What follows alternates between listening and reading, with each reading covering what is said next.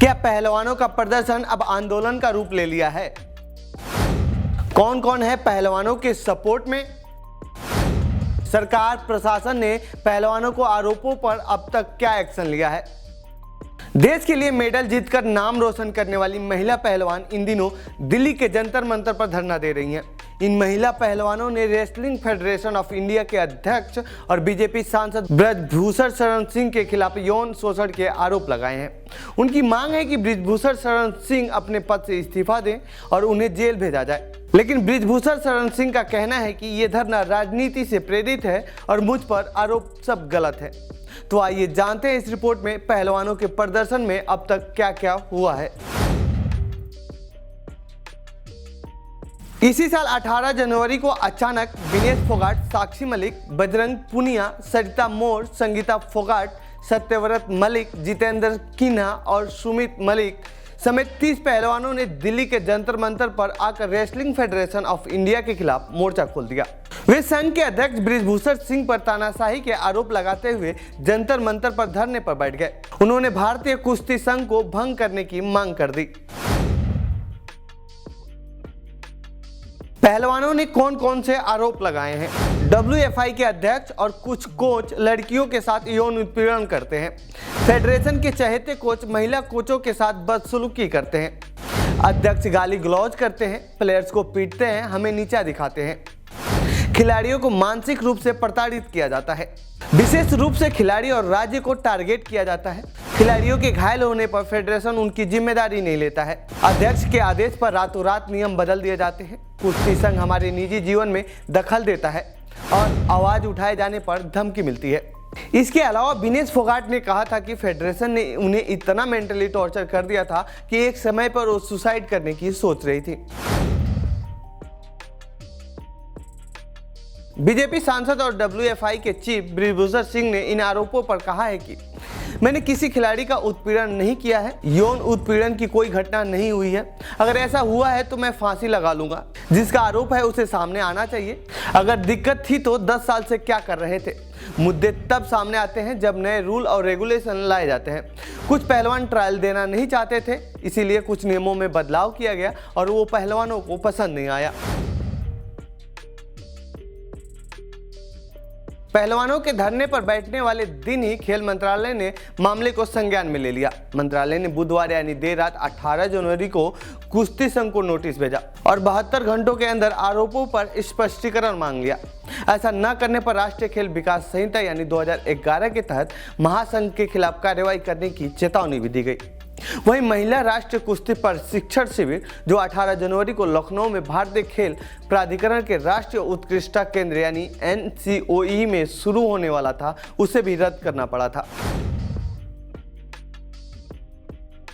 केंद्रीय खेल मंत्री अनुराग ठाकुर ने धरने के एक दिन बाद यानी 19 जनवरी को पहलवानों को अपने आवास पर डिनर के लिए बुलाया। उन्होंने खिलाड़ियों से करीब 3.25 घंटे बातचीत की।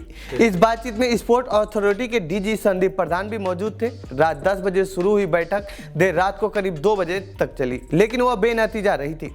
इसके बाद अनुराग ठाकुर ने खिलाड़ियों के साथ 20 जनवरी को दूसरी बैठक की, जिसके बाद खिलाड़ियों ने धरना खत्म कर दिया। पहली जांच कमेटी का ऐलान अनुराग ठाकुर ने खिलाड़ियों के साथ दूसरी बैठक के दौरान किया था। खेल मंत्रालय की इस 5 सदस्यीय समिति का अध्यक्ष MC मैरी कॉम को बनाया गया था। इस कमेटी में योगेश्वर दत्त, तृप्ति मुरगुंडे, राजगोपालन, राधा श्रीमन को शामिल किया गया। बाद में पहलवानों की जीत पर इस समिति में बबीता फोगाट को भी शामिल किया गया। दूसरी कमेटी भारतीय ओलंपिक संघ यानी IOA ने गठित की थी। इस 7 सदस्यीय कमेटी का अध्यक्ष MC मैरी कॉम को और अलकनंदा अशोक को उपाध्यक्ष बनाया गया। वहीं सहदेव यादव, डोला बनर्जी, योगेश्वर दत्त के अलावा अधिवक्ता श्लोक चंद्रा और तलिस को सदस्य बनाया गया। जांच को लेकर कोई समय सीमा तय नहीं की गई। कमेटी जांच कर किसी नतीजे पर पहुंची। इस बीच विनेश फोगाट ने 24 जनवरी को ट्वीट कर आरोप लगाया कि हमें आश्वासन दिया गया निगरानी समिति के गठन से पहले हमसे परामर्श किया जाएगा। बड़े दुख की बात है कि इस कमेटी के गठन से पहले हमसे राय नहीं ली गई। 24 अप्रैल को पहलवान एफआईआर दर्ज कराने दिल्ली के सुप्रीम कोर्ट पहुंच गए। कोर्ट ने दिल्ली पुलिस से जवाब मांग लिया। सॉलिसिटर जनरल तुषार मेहता ने 26 अप्रैल को कोर्ट को बताया कि बृजभूषण शरण सिंह के खिलाफ कोई मामला दर्ज करने से पहले आरोपों की जांच की जा रही है। खेल मंत्रालय की जांच समिति से रिपोर्ट मांगी गई। पुख्ता सबूत के बाद एफआईआर दर्ज की जाएगी। इसके बाद सुप्रीम कोर्ट ने 28 अप्रैल को सुनवाई की तारीख तय कर दी। जब 28 अप्रैल को कोर्ट में सुनवाई हुई तो सॉलिसिटर जनरल ने कोर्ट को बताया कि आज केस दर्ज कर लिया जाएगा। देर रात डब्ल्यूएफआई अध्यक्ष के खिलाफ 2 केस दर्ज कर लिए गए। बृजभूषण शरण सिंह पर एफआईआर दर्ज करने के लिए नई दिल्ली पुलिस के 10 इंस्पेक्टर थाने में बुलाया गया था। 2 एफआईआर दर्ज की गई। पहला पॉक्सो एक्ट के तहत दर्ज हुआ। दूसरा धारा 354 यानी स्त्री की लज्जा भंग करने के इरादे से उस पर हमला या बल का प्रयोग करने के तहत दर्ज किया गया। इसके अलावा धारा 354A यौन उत्पीड़न की धारा 354D पीछा करना और धारा 34 सामान्य आशय को आगे बढ़ाने में कई व्यक्तियों द्वारा किए गए कार्य के तहत मामला दर्ज किया गया। इन शिकायतों में 2012 से लेकर 2022 तक की घटनाओं का जिक्र किया गया है। पिछले दिनों पुलिस और पहलवानों के बीच हुए झड़प का मामला अभी शांत भी नहीं हुआ था कि इस बीच बृजभूषण के खिलाफ पहलवानों के दर्ज बयान सामने आ गए हैं। इंडियन एक्सप्रेस ने अपनी रिपोर्ट में दावा किया है कि पहलवानों ने आरोप लगाया है कि बृजभूषण शरण सिंह ने सांस लेने और छोड़ने के तरीके जांचने के बहाने उनके पेट और ब्रेस्ट को छुआ करते थे।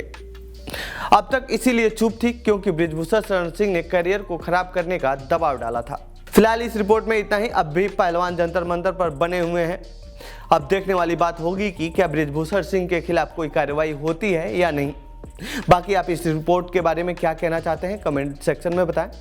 साथ ही पहलवानों के प्रदर्शन को लेकर आप क्या सोचते हैं कमेंट बॉक्स में लिखें। बाकी देश दुनिया खबरों के लिए बने रहिए जनसत्ता के साथ। धन्यवाद।